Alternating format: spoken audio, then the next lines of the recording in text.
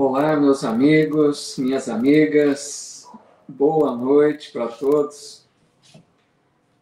Vamos dar sequência ao nosso estudo do livro Os Mensageiros, hoje, dia 11 de novembro. Sejam muito bem-vindos para mais esta noite de estudos.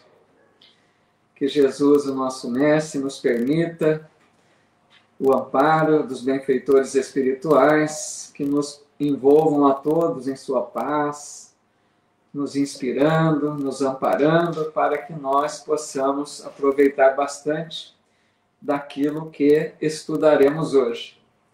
Deixo sempre o meu abraço, meus votos de muita paz a todos os amigos e amigas que acompanham esses vídeos em outros dias, né? E o nosso boa noite, o nosso abraço fraterno às amigas, aos amigos que já estão chegando aqui para acompanharem online conosco.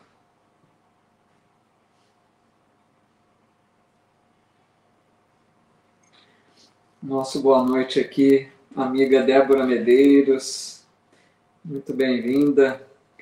A Romilda Martiniano também aqui conosco.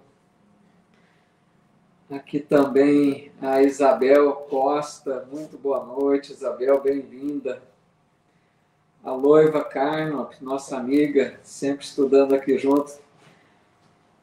A querida amiga Sandra Paulino, também aqui conosco, muito boa noite, muito bem-vinda.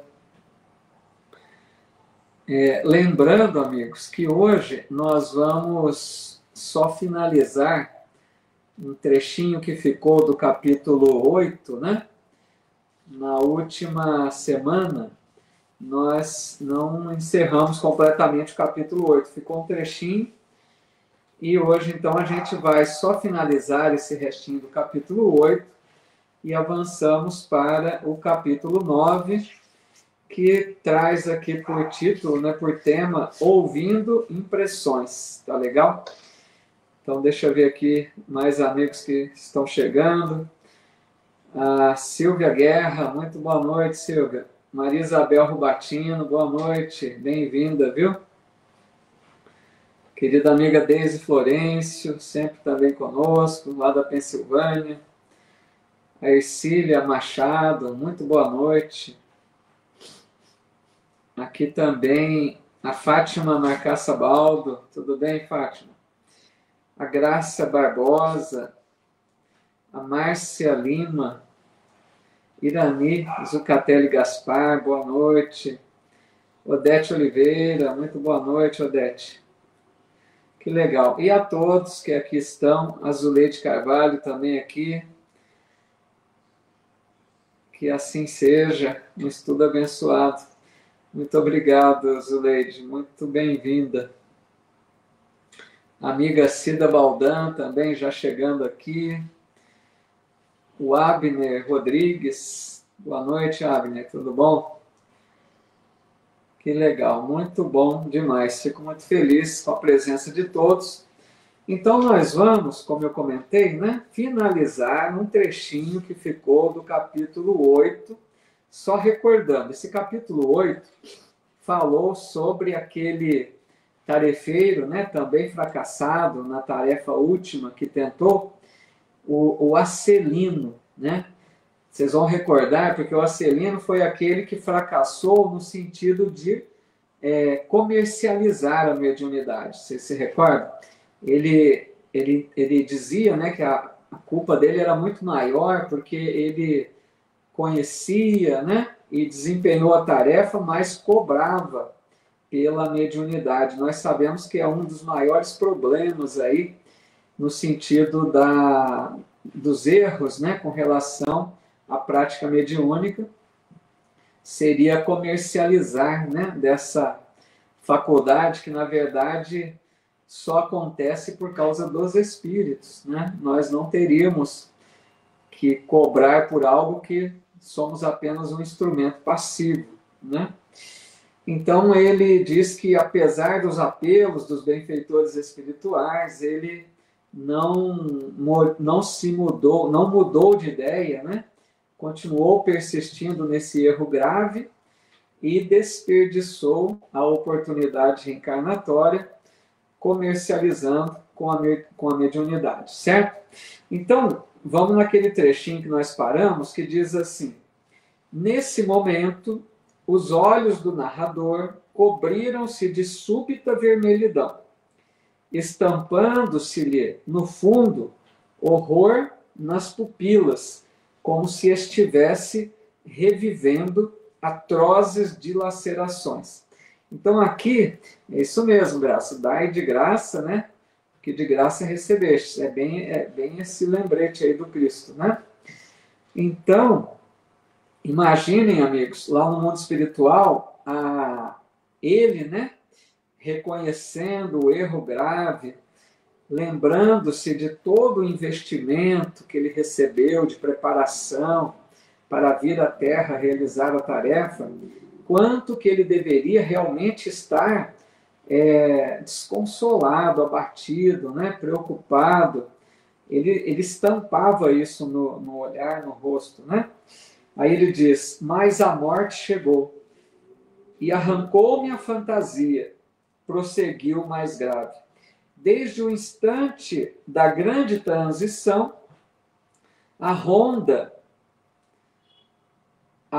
escura dos consulentes criminosos que me haviam precedido no túmulo rodeou-me a reclamar palpites e orientações de natureza inferior. Queriam notícias de cúmplices encarnados, de resultados comerciais, de soluções atinentes a ligações clandestinas. Então, vejam, se durante a existência corpórea ele atendeu a esses, né, aquelas criaturas que buscavam a sua mediunidade para fins muito grosseiros, né, para fins simples, né, do dia a dia, buscava para interesses rasteiros, né? Então, o que acontece? Quando ele desencarna no mundo espiritual, ele sofreu assédio dessas pessoas que também desencarnaram e queriam continuar, né, tendo os benefícios da mediunidade dele, perguntando coisas de ordem muito, né, de ordem muito material, né, das coisas simples da vida. E ele se sentiu, então, atormentado por perceber aqueles espíritos ali à sua volta, né? Aí ele diz assim: gritei, chorei, implorei, mas estava algemado a eles por sinistros elos mentais, em virtude da imprevidência na defesa de meu próprio patrimônio espiritual. Aí ele diz: olha, durante 11 anos, se nós achamos muito, né, André Luiz, 8 anos no umbral, ele ficou 11 anos. Durante 11 anos, expiei a falta entre eles, entre o remorso e a amargura. Então, aqui ele contando, né, todo o sofrimento na desencarnação, nas trevas do mundo espiritual, e a perseguição daqueles que durante a vida ele atendeu, né, cobrou ali os recursos materiais e atendia perguntas das mais, né, corriqueiras, das mais rasteiras, e agora ele sofria, então, com o assédio desses espíritos. Muito boa noite a todos. Estou vendo aqui quanta gente que está chegando aí. Muito legal. Muito bem-vindos, viu? Muita paz. Muito bem-vindos. Fico muito feliz com a presença de todos. Só concluindo aqui, então, o trechinho, ele diz assim: Acelino calou-se, parecendo mais comovido, em vista das lágrimas abundantes. Fundamente sensibilizado, Vicente considerou. O Vicente, só relembrando sempre, é aquele outro médico, amigo de André Luiz, que está junto dele ali nesse aprendizado, né? Os dois são médicos que vieram de uma tarefa fracassada, né? Não desempenharam bem e estão ali para aprender a tarefa no campo espiritual. E o Vicente disse: que é isso? Não se atormente assim. você não cometeu assassínios, nem alimentou a intenção deliberada de espalhar o mal. A meu ver, você enganou-se também, como tantos de nós. Então, ele dando a força para o amigo, né? Querendo lembrá-lo que ele não havia cometido um crime, né? De assassinar, de agir no mal por frieza, não fez nada disso, né? Ele se enganou, ele disse a ele, olha, você se enganou como nós também nos enganamos. Como se dissesse, é algo comum, né? Não se atormente tanto. Mas olha só o que o Acelino responde.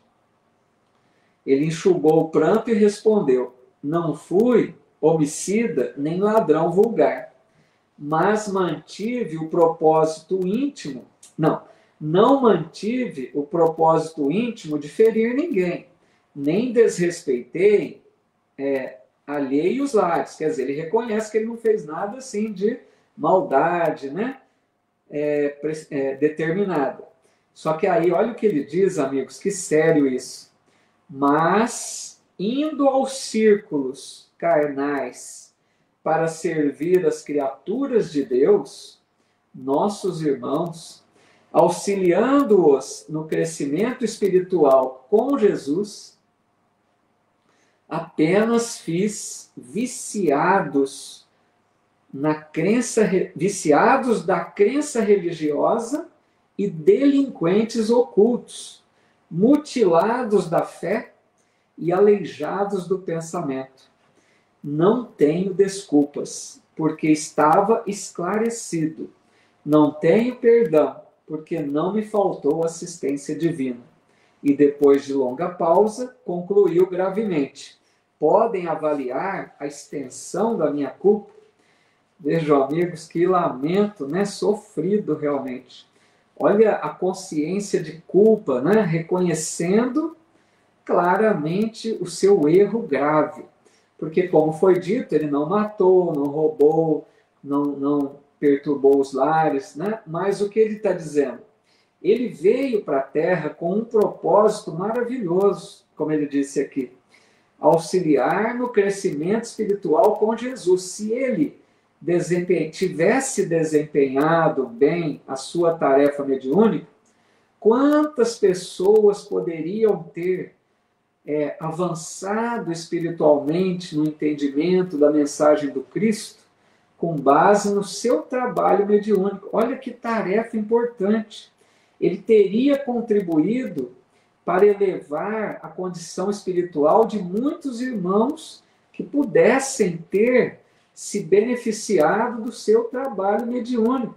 Mas ele diz, ao contrário disso, eu apenas fiz viciados da crença religiosa. Por quê? Aquelas pessoas que achavam que estavam seguindo religiosidade, e no fundo estavam interessados ali nas coisas mais comuns do dia a dia, né? Apenas fiz viciados da crença e delinquentes ocultos, mutilados da fé e aleijados do pensamento. Porque ele, amigos, ele, de certa forma, induziu aquelas pessoas a uma vida fácil, né? Achavam que aquilo ali fazia parte de religiosidade. E vou lá, né, busco um médium, me informo com ele, busco seguir ali as orientações, mas o que ele estava ensinando não era de evangelho. Ele estava atendendo pedidos para facilitar a vida daquelas pessoas, cobrando por isso. Então ele viciou as pessoas nessa busca de comodidade, de respostas, né, de encontrar solução para seus problemas. Então ele sentiu esse grave problema de ter, na verdade, né, viciado muitos nessa dependência aí, certo? Aí encerra o capítulo. Tudo bem, Ieta Santos? Quantas amigas aqui no Facebook foram chegando, amigos, bem-vindos. Deixa eu ver se tem algum comentário aqui para a gente acrescentar, senão a gente vai ao capítulo. Muito bem-vindos, amigos e amigas. Muito bom a presença de todos vocês. Agora nós vamos, então, para o capítulo 9, Ouvindo Impressões. A Lucia Helena Sintra, a Mônica Rovigatti aqui chegando também, boa noite, e a todos. Muito boa noite. Ouvindo Impressões é o capítulo 9, que começa assim. Deixando a Celino em conversação mais íntima com Otávio, fui levado por Vicente a outro ângulo da sala. Então ali ouviu, né, o Acelino, ouviu o Otávio. Vamos nos lembrar que eles estavam num grupo de aprendizes grande, trocando impressões, conversando, enquanto o Aniceto, né, que é o orientador, ele havia saído para resolver alguns problemas, e esses dois capítulos estão aí falando desse aproveitamento que eles estavam tendo através da conversa, né, conversa edificante, procurando se instruir uns com os outros ali. Então aqui, continuando, né, o André Luiz e o Vicente vão observar outros relatos, né, de casos aí da mediunidade. E ele diz assim, muitos grupos se mantinham em palestra interessante e educativa, observando eu que quase todos comentavam as derrotas sofridas na Terra. Então ele viu um grupo aqui, um grupo ali, em geral, né, a maioria estava falando sobre os seus fracassos, né, suas derrotas na tarefa que tentaram desempenhar da última vez que estiveram encarnados. Aí ele diz, fiz quanto pude. Aí ele começa aqui, então, amigos, narrar uma fala ele coloca aqui, exclamava uma velhinha simpática para duas companheiras que a escutavam atentamente. Essa velhinha, né, espiritual dizia assim, fiz quanto pude. No entanto, os laços de família são muito fortes. Algo se fazia ouvir sempre, com voz muito alta em meu espírito, compelindo-me ao desempenho da tarefa.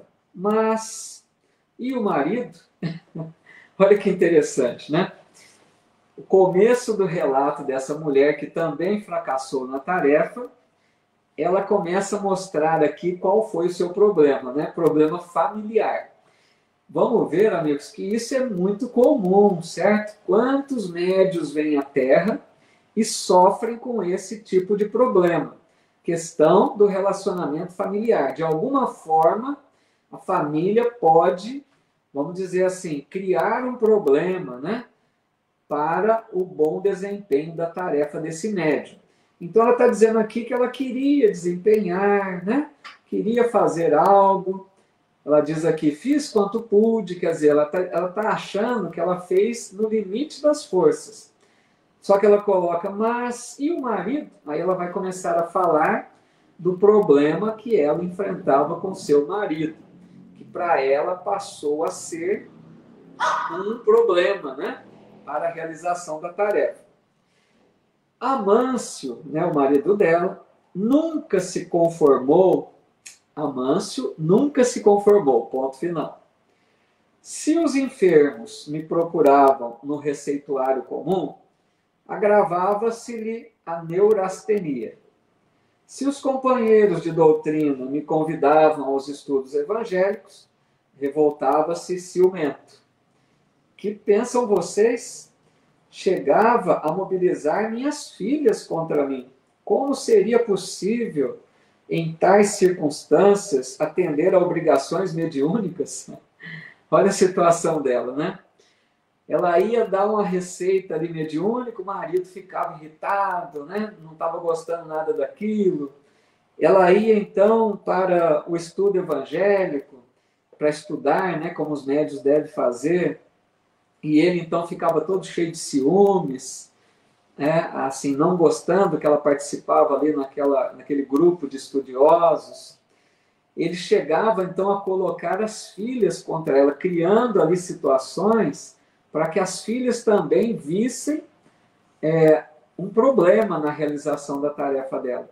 Então ela começou a se sentir perturbada, né, por essa atitude de ciúmes do marido, que envolvia até as filhas, né, na questão. Pois é, o Edson coloca aqui, oposição no próprio lar, né? Então, amigos, vejam como isso é comum, tá? Quantos médios estão hoje na Terra tentando aí desempenhar sua tarefa e sofrem com algo semelhante, não é verdade? O marido, ou a esposa, ou filhos, de alguma forma podem criar ali alguns embaraços, vamos dizer, né? Situações que deixem o médio, que o médio não fique à vontade para realizar a tarefa. O médio se sente, então, incomodado com essa atitude dos familiares, né? Então, ela vai agora começar a falar sobre a questão do marido, o que é que mais poderia, que ele fazia, né?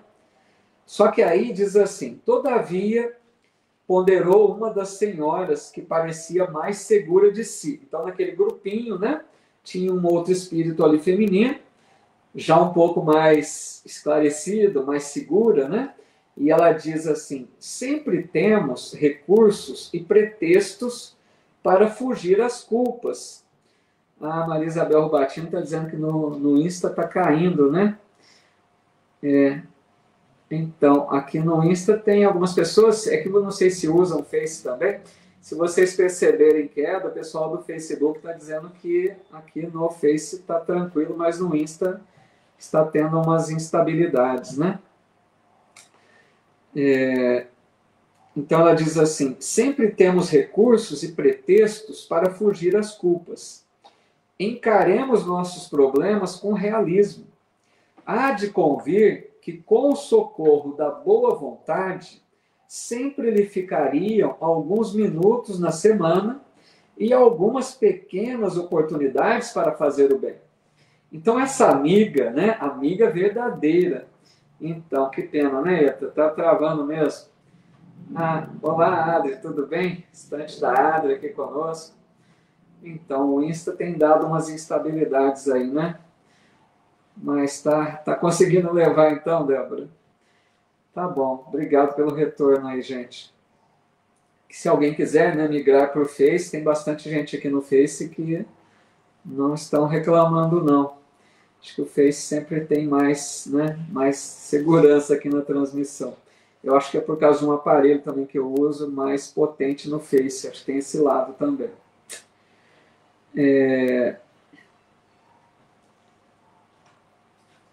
A Graça está dizendo, tem tipos de marido que vieram do umbral. Depende da condição evolutiva de cada um, né? Pode ser um marido aí que não tenha lá, né, uma condição muito harmoniosa espiritualmente e acaba perturbando, né? Então, só que no YouTube não é online, viu, Débora? Tinha que tentar manter aqui mesmo. O YouTube eu só levo depois da transmissão, eu não transmito direto no YouTube, tá legal? A Loiva está dizendo aqui no Face, será que o marido, no planejamento reencarnatório, já veio com o propósito de dificultar o trabalho da esposa, justamente para testar a persistência? Não, aí não, né, Loiva? Eu penso que, assim, nunca ninguém vem com uma tarefa no sentido de algo ruim, né? A questão que a Loiva coloca poderia ser pensada, né? Mas não imagino que seja isso, Loiva, porque ninguém nasce com tarefa de perturbar, né? De agir de alguma forma contrária ao bem.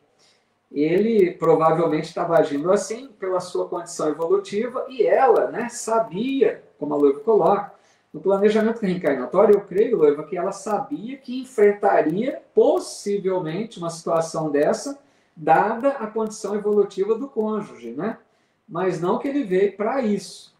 Ela estava unida a ele por alguma necessidade e dentre, né, as condições ali das circunstâncias da prova, poderia acontecer isso, né? Então ela estava sujeita a isso, mas muito provavelmente foi preparada para saber lidar com isso. Esse é o problema, né? E aqui essa amiga, gente, que realmente é amiga, né? Porque às vezes a gente tem aqueles chamados amigos que concordam com a gente, né? Como ela começou a dizer, ah, eu fiz o que eu pude, o marido me atrapalhou, transferindo a culpa para o marido. Se fosse um amigo, né, entre aspas, amigo da onça, diria, é sim, você está certa, você fez o que podia, seu marido que é o culpado. Mas essa aqui, que é uma amiga de verdade, ela começa a levar, né, essa médium a pensar no outro lado, que ela poderia ter agido diferente. Essa é a amiga de verdade, né? Ela começa a dizer, sempre temos recursos e pretextos para fugir às culpas, querendo dizer, nós queremos achar um pretexto, né, para justificar o nosso erro. E ela diz, é melhor encarar os nossos problemas, né? E ela disse, se tivesse tido um pouco mais de boa vontade, conseguiria realizar, nem que fosse um pouco. Ou seja, isso serve para todos aqueles que são médiums e que têm lá seus problemas, né, atritos no núcleo familiar. É preciso boa vontade. É preciso um esforço maior para contornar a situação, ter paciência para lidar com esse cônjuge, com esses filhos que estão colocando problema, né? Devagarzinho vai conquistando, mas não ceder, né? Não desistir do trabalho que sabemos que é importante. Não deveria o médium se deixar abater ou desanimar por causa de um problema que enfrenta, né? Todos, em geral, vão enfrentar problemas, né, Eta? É nesse sentido. Então, essa amiga realmente está alertando, né, a companheira aqui, para que ela pense que ela realmente teve a sua falha, né? Não pode transferir a culpa, né, para o marido. Aí ela diz assim, talvez pudesse conquistar o entendimento do esposo e a colaboração afetuosa das filhas, se trabalhasse em silêncio, mostrando sincera disposição para o sacrifício. Nossos atos, Mariana, são muito mais contagiosos que nossas palavras. Está vendo que legal, né? Ela poderia, se ela tivesse mais persistência, mais paciência, mais tolerância, apesar do marido ficar ali irritado, reclamando, devagarzinho, se ela fosse mostrando a ele, com calma, né? Sem irritação, fosse dizendo a ele que é um trabalho importante, que ela precisava realizar, que ele tivesse um pouco de paciência. Devagarzinho, eles poderiam perceber que ela realmente estava focada nesse trabalho e começariam a ver de outro modo, né? Isso, não desistir, né? Ela perseverasse nesse trabalho. Isso era o que se esperava. A Carla dizendo, né? Mundo de expiações e resiliência. Pois é, num mundo como o nosso, nós estamos sujeitos a essas situações, né? Difíceis, obstáculos. Se a gente for desistir no primeiro problema que aparece, imagine, né? Pensemos naquele que foi o nosso grande médium, né? Do Chico Xavier, além de tantos outros, mas pensemos no Chico. Vocês acham que o Chico não teve problemas para desempenhar a mediunidade? Teve muitos, né? Ele mesmo disse, se eu fosse esperar todas as condições favoráveis, eu não teria começado. Então, as provas, amigos, fazem parte do fortalecimento, né, da disposição da criatura que quer seguir realmente na tarefa. Então, as provas servem para a pessoa se fortalecer ainda mais, né? Isso, o Ed está relembrando aqui o que foi falado, né? Nossos atos são mais poderosos que as palavras, as atitudes falam mais alto, né? Às vezes a pessoa tem uma eloquência grande, fala muito bem, mas não vive aquilo que fala.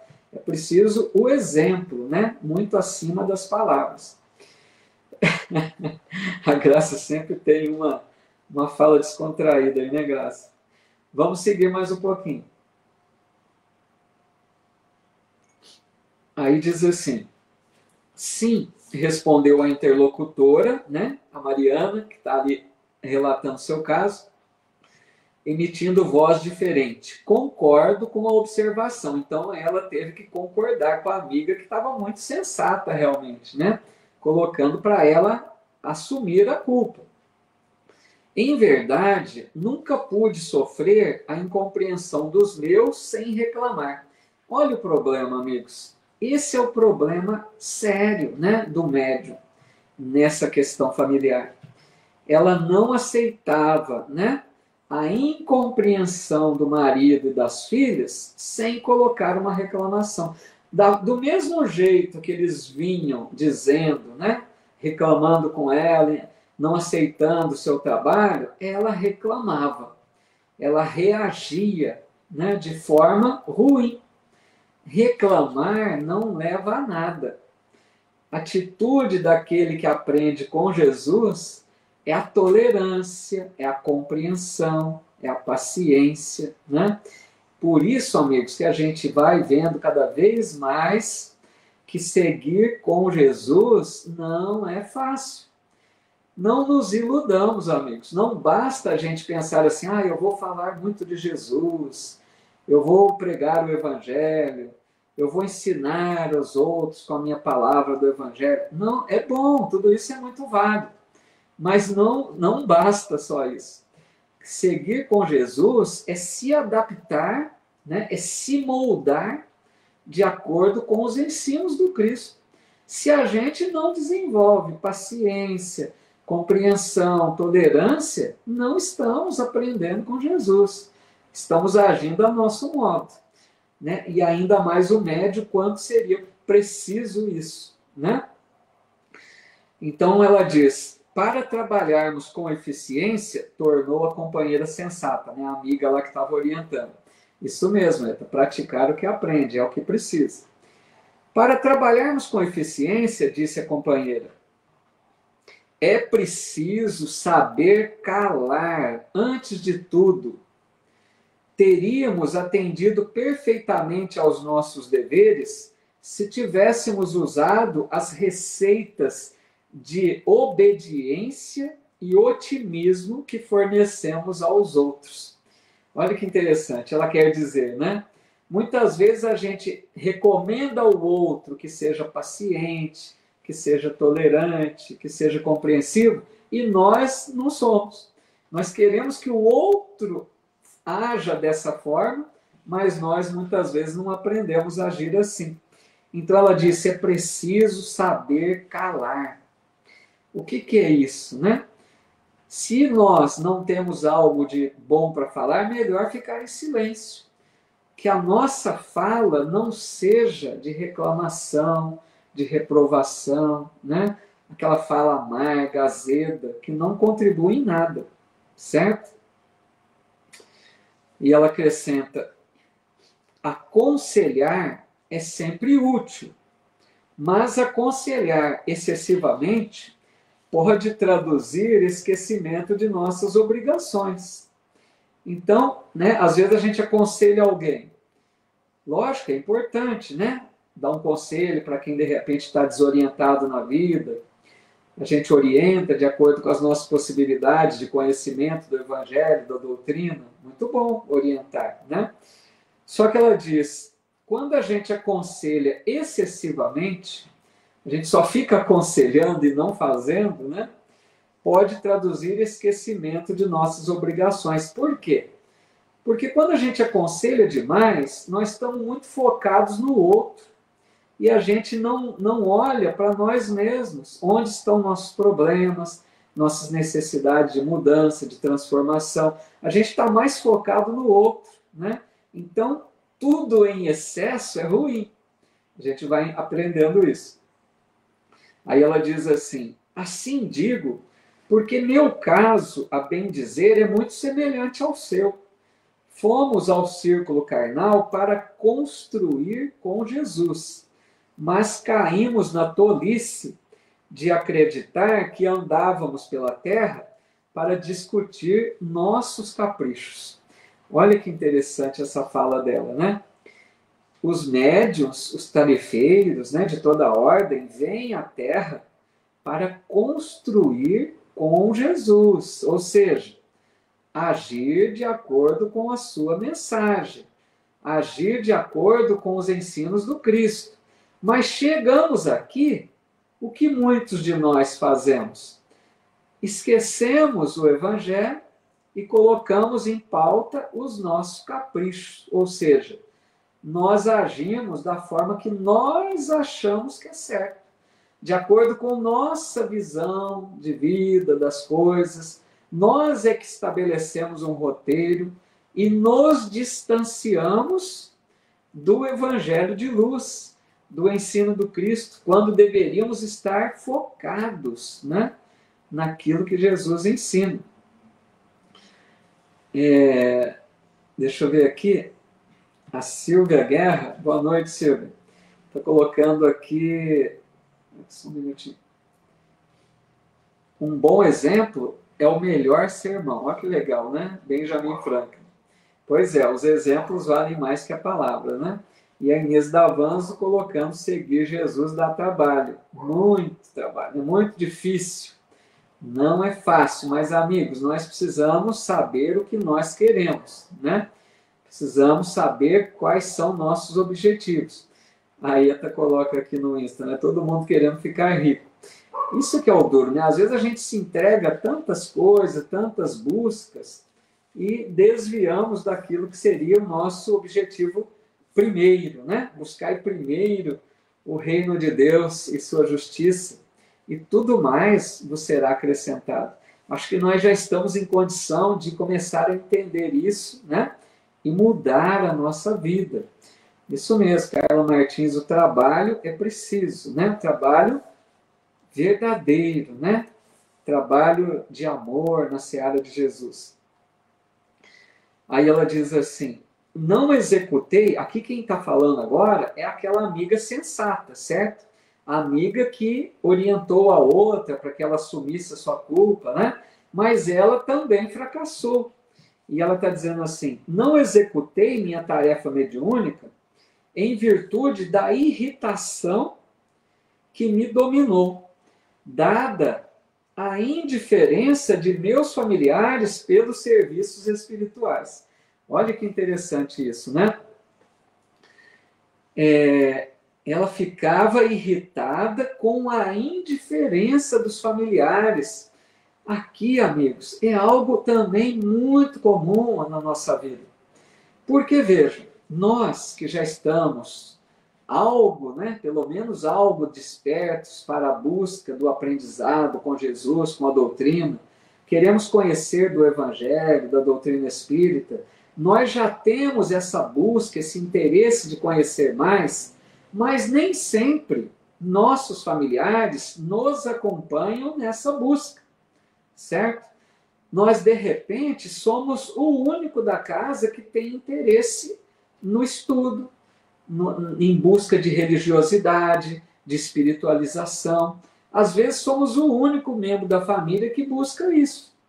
Então essa mulher aqui, né, esse espírito está dizendo que ela ficava irritada por ver a indiferença dos familiares. Os familiares não tinham interesse nenhum naquilo que para ela era algo importante, vocês estão entendendo?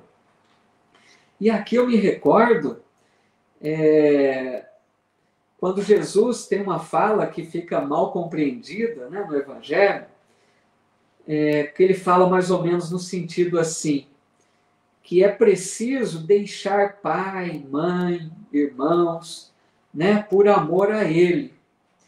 Essa fala gerou muitas interpretações equivocadas no meio religioso, porque muitos de nós, muitas vezes no passado, ou muitos até hoje, entendem que Jesus quis dizer que era preciso afastar-se da família para seguir com ele. Ou seja, na hora que a gente vê um padre, por exemplo, católico, o padre mais ou menos foi nesse sentido.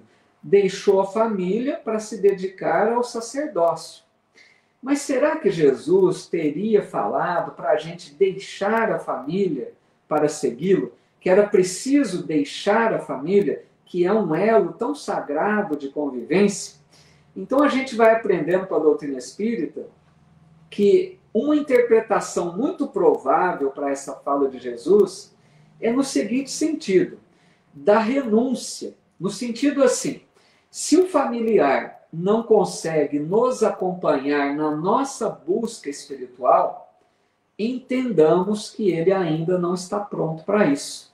Deixemos esse familiar agir como ele quer. E nós sigamos. Então, esse deixar pai, deixar irmãos, deixar família, nesse sentido, renuncia à alegria de tê-los junto com você na sua busca espiritual.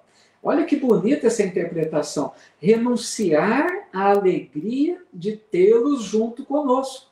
Se eles não podem, por hora, acompanhar conosco na nossa busca, deixemos que eles ajam da forma como queiram, mas não deixemos de amá-los da mesma forma. Não deixemos de fazer por eles tudo aquilo que está ao nosso alcance. Isso seria deixar pai, deixar mãe, deixar irmãos por amor a Jesus. Uma outra visão muito mais profunda, né? Muito mais espiritual. Deixa eu ver aqui que tem alguns comentários enquanto eu fui fazendo aqui a minha reflexão. Então, a Conceição Dias, né, diz que é a única. Obrigado, Débora. Obrigado, que bom. Você foi claro, né? Aí diz assim, a Inês, né? Temos que aprender muito, vencer os dragões que vivem dentro de nós. Que legal, muito verdadeiro, Inês. Muitas vezes temos muitos dragões mesmo, né? De animalidade, que nós arrastamos de outras eras, né? De outras reencarnações. A amiga Mônica Rovigatti dizendo que o trabalho é duro e muitas vezes a gente cai feio, mesmo sabendo o caminho. O negócio é ter persistência para levantar, sacudir a poeira e dar a volta por cima, quantas vezes se forem necessárias. Legal, Mônica, é isso mesmo, né? A gente sabe, né, que é um desafio, o trabalho requer, né, muita dedicação, perseverança. E como a Mônica coloca, é preciso, mesmo que a gente caia, levanta, né? Volta, segue à frente, não desanima, né? A Zaida Borba dizendo aqui, fazendo um inventário pessoal, refletindo nesses ensinamentos. Que legal, viu, Zaida? Gostei dessa tua fala, viu? Porque esse é o objetivo aqui principal do nosso estudo, isso que a Zaida coloca. Enquanto estamos aqui comentando, ela está lá pensando, né? Na sua própria condição, refletindo sobre isso. Muito legal, Zaida. Parabéns, viu? É por aí mesmo. Então, a Gorete coloca, seguir individualmente, né? Se aqueles familiares queridos não conseguem nos acompanhar por hora, respeitemos. É essa a ideia, né? A Eta coloca, deixar a família seguir, né, o que eles acreditam e seguimos com o que nós acreditamos. É isso, amigo, certo? Mas deixa eu ver aqui, acho que eu parei no meio da frase aqui, me empolguei aí no comentário, né? Porque ela disse que se irritava, né? Ah, tá. Aí ela diz assim, nossos instrutores aqui muito me recomendaram antes que para bem ensinar é necessário exemplificar melhor. Aquilo que já foi falado aqui, né? Vocês até comentaram. Para bem ensinar é preciso exemplificar melhor. Ou seja, de nada adianta belas palavras se não temos ação correspondente às palavras, né? Um mestre verdadeiro é aquele que vive primeiro aquilo que ele ensina. Jesus, por que foi o mestre dos mestres? Porque ele viveu a mensagem de amor e ensinou aquilo que ele vivia. Ele fazia e ensinava. Esse é o mestre dos mestres, né? Porque a gente conhece muitos oradores eloquentes, né? Que falam muito bem, mas que não dão frutos. Aí ela diz, entretanto, por minha desventura, tudo esqueci no trabalho temporário da terra. Então ela, né, foi tão preparada, mas chegou aqui e acabou se esquecendo desses compromissos. A Romilda dizendo também do seu caso, né, que na casa dela vive esse dilema. Só eu tenho esse chamado de aprender da doutrina espírita, é bem difícil, mas prefiro seguir o meu chamado, que tem me ajudado muito. Legal. Então, são muitos casos assim, né, como a Romilda, já disseram aqui também, situações semelhantes, né? Então, a Conceição Dias, né, estava lembrando aqui, comentou também a mesma coisa. Então, a gente precisa aprender isso, mesmo que estivermos sozinhos, né? Sigamos, façamos o nosso melhor. Isso mesmo, Edson, a figueira, né? Que secou, que não deu frutos, né? Bom, deixa eu ver a hora, dá para seguir um pouquinho. Aí ela dizia assim, isso nós estamos falando aqui da amiga mais ponderada, hein? Aquela que orientava melhor. Se meu marido fazia ponderações, eu criava refutações. Aquele negócio de retrucar, né? Não suportava qualquer parecer contrário ao meu ponto de vista em matéria de crença. Incapaz de perceber a vaidade e a tolice dos meus gestos.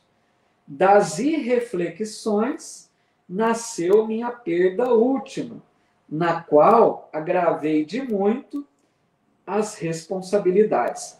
Olha, amigos, aqui é outro ponto seríssimo, né?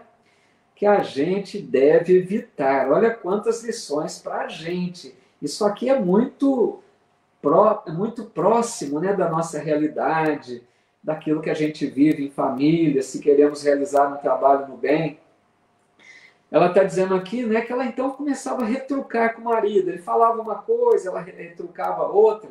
E o problema que ela tinha, que ela está dizendo aqui, ela não aceitava, ela não suportava, ela está dizendo aqui, se alguém ia contra o seu ponto de vista em matéria de crença. Então é mais ou menos assim. Ela era espírita, né? Se alguém vinha dizendo algo contrário àquilo que ela acreditava de espiritismo, ela ficava intolerante. Essa é a realidade. E amigos, o que a doutrina nos ensina, né? Tolerância, paciência, compreensão. Não importa se a outra pessoa não pensa como a gente, mesmo que a outra pessoa diga coisas absurdas. Infelizmente, ela está agindo mal. Ela não está respeitando a nossa liberdade de crença. Mas por que eu tenho que agir como ela? Né? Então, esse foi o problema dessa senhora, dessa mulher, né? Que ela não aceitava opiniões contrárias à sua crença. E uma coisa belíssima, amigos, é o respeito que nós devemos a todos os irmãos, né? O respeito no sentido dessa tolerância, né? Do respeito mesmo com as diversidades. Cada pessoa é livre para ter suas escolhas, suas preferências, no âmbito religioso, no âmbito sexual, no âmbito político, né? Em quaisquer situações, cada um é livre. Um grande problema que nós vemos na atualidade se chama intolerância. E é grave isso. E, amigos, falar de pessoas intolerantes no Espiritismo é triste, porque a doutrina é muito clara, que nós precisamos compreender o outro, ter paciência, ter respeito. Intolerância não deve fazer parte das nossas atitudes, né? Pensemos se nós não estamos, às vezes, sendo intolerantes. O respeito que cabe a todos, né? Se a pessoa não aceita, paciência, o problema é dela. Vamos supor que você está num lar que todos são de outra crença, só você é espírita.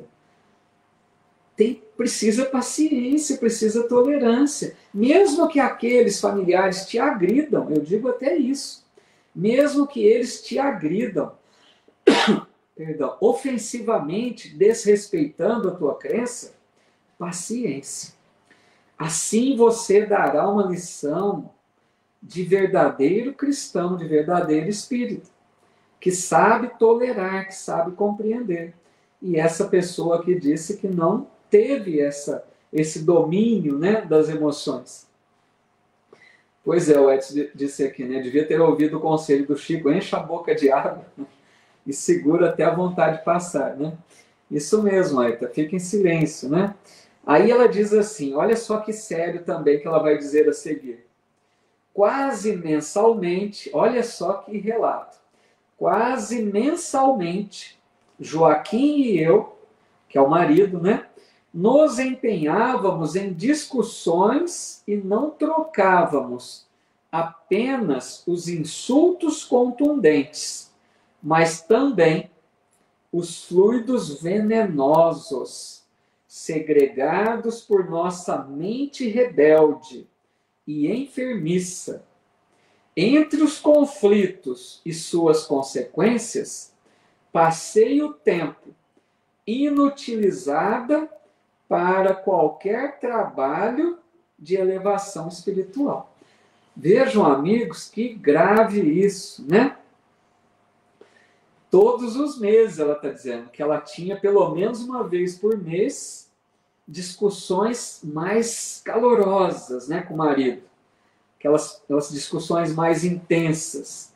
E ela está dizendo, não era apenas trocar insulto, não ficavam apenas nas palavras. Aí que é o problema, olha. Não era apenas, né, um fala uma coisa agressiva, o outro devolve aquelas palavras, né, agressivas. Era mais que isso, porque ela está dizendo aqui, mas também uma troca de fluidos venenosos, segregados por nossa mente rebelde e enfermiça. Quer dizer o quê?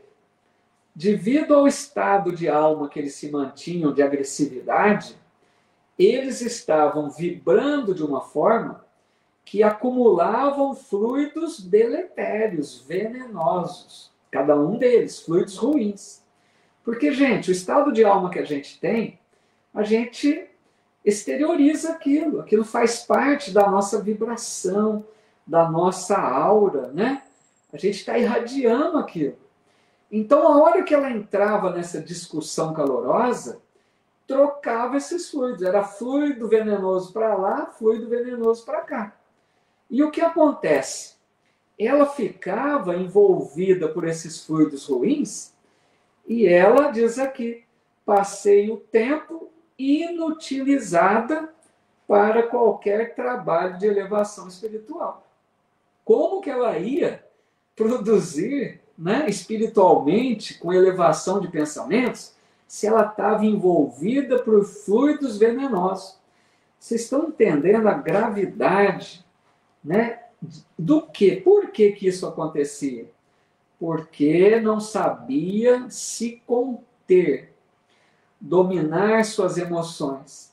Não sabia desenvolver tolerância, paciência.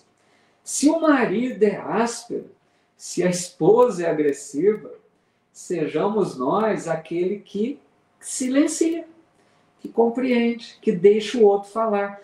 Mesmo que seja injusto, amigos. Deixa o outro falar o que quiser. Façamos ali, tudo bem, alguma observação que o leve a refletir, que a leve a refletir, mas não entrar na contenda, não revidar na mesma moeda, porque o trabalho vai por água abaixo. Então aqui, o que a gente percebe nesses dois casos dessas duas mulheres? Coisas simples, né? Coisas comuns. Não foi como o outro que comercializou com a mediunidade. Coisas comuns dentro de casa. O problema estava dentro de casa. Não estava no centro, não estava no comércio que fazia. Estava ali, ó, dentro de casa. Já teve problemas dentro do próprio lar e essas pessoas não souberam lidar com eles. Isso, né, a Loiva coloca, não havia clima para avançar espiritualmente. É isso. Como que ela ia, gente? Sintonizar com o espírito elevado, né? Fazer ali o seu transe mediúnico, se ela estava tomada dessa vibração pesada, desses fluidos ruins, né? Obrigado, Inês. Obrigado, viu? Isso, o Abner está dizendo, é dar a outra face. É nesse sentido mesmo. Porque quando Jesus falou, se alguém bate numa face e dê a outra, não é no sentido literal de apanhar um tapa realmente.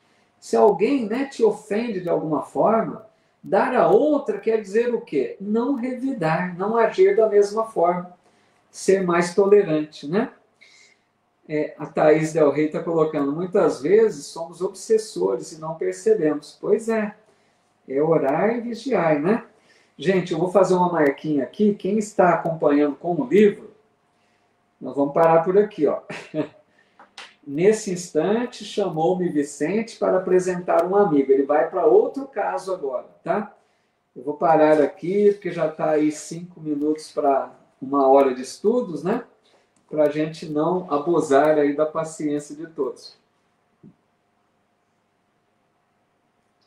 Então, amigos, eu acho que esse estudo de hoje, ele tratou de umas questões muito, né, próximas de nós. Todos nós que, de alguma forma, pretendemos nos dedicar a um trabalho na casa espírita, mediunidade, qualquer que seja o trabalho, nós estamos sujeitos a esses problemas aí, amigos. Prestemos atenção nisso. De repente, o nosso problema está no lar. É um familiar que se opõe, é um familiar que não tem compreensão, que nos provoca, que nos irrita, né?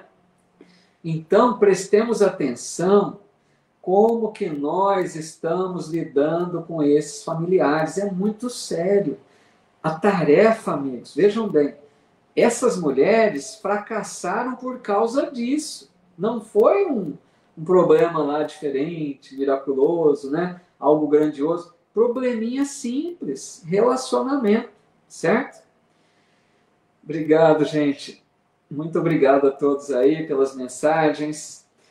Então, para a gente encerrar, vamos agradecer a Jesus, o nosso Mestre, por mais esta horinha abençoada que nos permitiu estarmos juntos aqui reunidos em seu nome. Agradecer do fundo do coração aos amigos espirituais, amigos que nos acompanham, a todos, não só a mim que estou aqui me dirigindo a vocês, mas que nos acompanham a todos, nos incentivando à prática do bem, nos incentivando a um trabalho, né, na casa espírita, nos incentivando a nossa renovação moral. Então, a nossa gratidão a esse bom anjo da guarda, a esses espíritos familiares que nos acompanham, que nos auxiliam. Quanto que nós recebemos desse auxílio e precisamos ser gratos, né, por tudo isso. Obrigado, Débora. Eu que agradeço. Então, e assim também, que Jesus possa, nesta hora, abençoar a todos nós, os nossos lares, onde estamos, com as nossas dificuldades, que nós recebamos esse amparo do mais alto, sejamos, né, influenciados para o bem, que sejamos inspirados para desenvolvermos essa tolerância maior, essa maior paciência, essa maior compreensão, para que não fracassemos na tarefa. Mesmo que nós não trouxemos, né, de repente nem todos nós aqui estamos aqui para realizar alguma tarefa no campo espiritual, mas todos nós temos uma tarefa semelhante, de nos melhorarmos espiritualmente. Então, amigos, que nós busquemos nesses estudos, né, na oração, busquemos aprender a agir melhor, agir conforme Jesus nos ensinou, para que a gente possa crescer um pouquinho mais, para que esta existência corpórea seja proveitosa. É uma bênção a reencarnação. Então, que todos nós valorizemos bastante essa oportunidade, né? Tenhamos essa disposição em nos mudar, melhorarmos em alguma coisa. De repente a gente diz assim, eu não vou mudar nada. Gente, é um erro grande esse.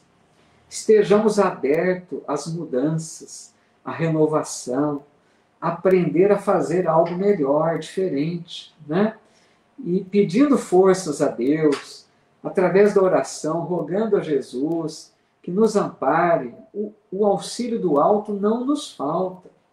Então busquemos esse caminho de renovação, e estejamos sempre em oração, estudando, aprendendo cada vez mais, para que a gente se torne alguém um pouquinho melhor, né? Esse é o nosso propósito. Não nos comparemos com ninguém. A nossa referência somos nós mesmos. Que eu possa ser um pouco melhor do que eu mesmo, né? A partir do meu esforço, do meu trabalho. Tá legal? Muita paz, muita luz a todos. Que Deus nos abençoe sempre. Até o nosso próximo encontro. Na próxima quarta-feira, então, faremos o estudo do Evangelho. Aqueles que quiserem, né, acompanhar conosco, que já acompanham, aqueles que quiserem conhecer, quarta-feira às 20 horas, também aqui pelas minhas redes sociais, o Evangelho de Mateus. E o nosso estudo aqui, os mensageiros, na próxima segunda-feira também estaremos de volta aí para dar sequência nesse capítulo interessante. Tá legal? Muito obrigado, queridas amigas, queridos amigos. Que alegria sempre estar aqui com vocês nessa horinha. Minha gratidão. Que Deus nos abençoe a todos. Muita paz. Um meu abraço fraterno a todos. Fiquem com Deus.